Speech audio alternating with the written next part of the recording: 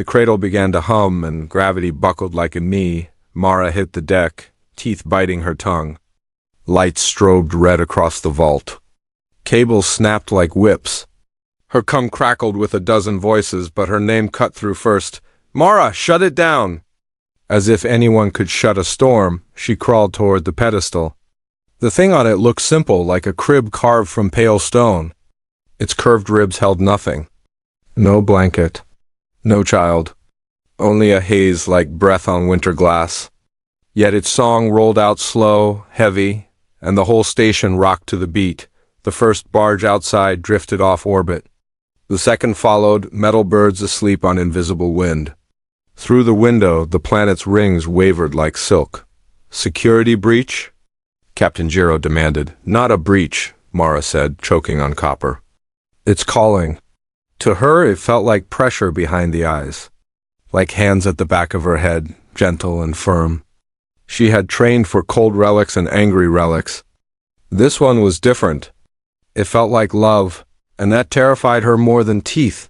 They'd found the cradle buried under glass rock in the Isengorge desert. Old story said a star once fell there and hatched a city made of sleep. The map etched on the vault door warned in a dead language, "Do not rock, do not sing, do not name." What is already dreaming? They opened it anyway? Of course they did. The council paid by the kilogram. A crack ran up the pedestal. The cradle's inner haze thickened, swirling like milk, like fog over warm water. The song shifted, low, heavy, time slurred at the edges. "Mara," Giro said, voice softening. "Back away." She didn't. The pull had a hook inside it. It snagged her memory, her first night under station glass, her mother's voice saying hush. Her mother had gone into cryo the same week the council drafted Mara. Good girl. Bright hands. Don't look back. She stood. The deck vibrated like a purr. The vault sensors screamed. Outside, the planet's clouds tightened into spirals, then slowed, then stilled, as if holding its breath. "Mara!" That was Tenno at the door, rifle slung, eyes wide. "You're bleeding." She wiped her mouth. The lullaby rose, and her ribs answered. It felt wrong, but right. It felt like a door opening inside her chest. Then the cradle murmured in a voice too close to human to be machine. "Sleep now. Wake powerful." Her knees almost buckled. She planted her palm on the rim of the crib. The stone was warm. She spoke without planning it. "Wake what?" The haze parted like curtains. "Not a baby?" "Not a weapon barrel. A small hollow fit for a body that was not there yet." She saw herself folded in it like a shadow. She jerked back. "Don't touch it," Tenno warned. Too late. The lullaby found a new key. Her cum died. The emergency lights cut. Only the cradle glowed, old bone lit from within. She heard other music behind the song voices stacked on voices. Distant storms, ring ice clattering, and above all, a steady rocking that wasn't motion, but meaning, you listen or you burn. The vault whispered in the settling dust, the world outside tipped. Two of the moonlets tightened their orbits, pulled by a rhythm that wasn't gravity. Docking clamp shrieked. Mara focused. She was the only relic tuner on shift. It had to be her? "Give me a channel," she told Tenno. Though she knew it was dead, she thought of the rules. Don't rock. Don't sing, don't name. She realized the cradle was breaking all three itself. A cradle that rocked planets. A song heavy enough to slow hurricanes. A whisper that named the thing already dreaming. Power. "You're not a bed," she said. "You're a leva." The haze pulsed. "Yes, and I'm—" "What? Counterweight?" The haze shivered like laughter. The vault roof groaned. Dust fell. Giro shouted orders she couldn't hear. Mara set her hand on the rim again, this time ready for the warmth like a heartbeat. She steadied her breath. She had tuned angry relics by mirroring their rhythm until they calmed. Maybe this too. Mirror, meet, mend, dodge. She rocked. Only a finger. A tiny push. The song pitched lower, then steadied. The planet outside eased from its stall. The barge lights flickered back. Tino's shoulders dropped. "You did it." "Not yet," she said. "It was a beast on a leash." A big one. She tried another slow rock in reverse. The lullaby thinned, almost gentle. She could breathe. Her thoughts cleared, and that made room for the first real fear. If this was only a taste, what did full sleep mean? What woke from it? Midway through her third controlled sway, the twist hit. The melody under the song she heard words. Not human in grammar, but yes in pain. A cradle speaks for two, the sleeper and the rocker.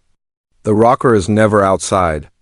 The rocker is inside. She wasn't the one soothing it. Something inside the haze was rocking her. Her stomach dropped. She felt it like a warm hand in her sternum, matching her breaths a half-beat before she took them. Her past wasn't pulling the cradle. The cradle was pulling her, note by note, into a shape that fit, Mara. It said her name. Not with speakers. With her own breath. Stop, Tenno snapped, seeing her face. He raised his rifle at the stone ribs as if bullets mattered asleep. She tried to step back. Her heels stuck to the deck, not by glue but by want. The cradle's want. If I let go, she whispered, the station falls. And if you don't? Tenno asked. She didn't answer. Her gaze drifted to the window. On the dark side of the planet, lights rolled on in the cities. Then, in unison, they dimmed again, as if night blinked. The cradle sang softer. The vault warmed. She smelled snow and old metal and something sweet like childhood medicine. The haze rose, curled, and made a hollow shaped like a question. Terms, she said through shaking lips. You want a rocker? You want me. What do I get? Wake powerful, the chorus breathed. Wake the world you love. Legends had hinted at a warden of the cradle, a person who learned the names of tides. Legends also said the warden burned out like a match. The council never believed in the second part. Mara grinned, teeth red. I'm not a match. The lullaby paused, as if weighing her. Jiro, she said to the dead come out of habit. If you're listening, pull everyone back to the inner ring. If I mess up, I'd rather crush steel. She leaned in. The rim pressed her palms. The haze lowered like a lid coming down. Warmth wrapped her chest. She felt herself fitting the hollow she'd seen. She hated that it felt like home. A flicker crossed the haze. For a blink, it wasn't her shape. It was a child. Dark hair, soft mouth. Eyes she knew. Her own mother's eyes. Mara? The cradle gurgled in her mother's voice, tender and terrible. Hush, she flinched. The station shuddered. Alarms ripped back to life. The barge outside spun. Tenno cursed, bracing against the door, one more breath. She held the rim, heart flooding fast, and made her choice. She rocked forward into the cradle. The vault lights blew. Everything went dark but the pale stone glow in Mara's face, reflected in the haze like she was already asleep and already smiling. The planet outside stilled again. The third moon began to drift closer, like a bead sliding on a string toward a knot dot from deep inside the song. A second voice woke low, ancient, amused. Welcome, Warden. We've been waiting under your bed. The deck tilted. Something huge moved in the dark. Hold, Mara said, even as a shadow uncurled above the cradle with 1,000 quiet teeth. Want the next part of this saga?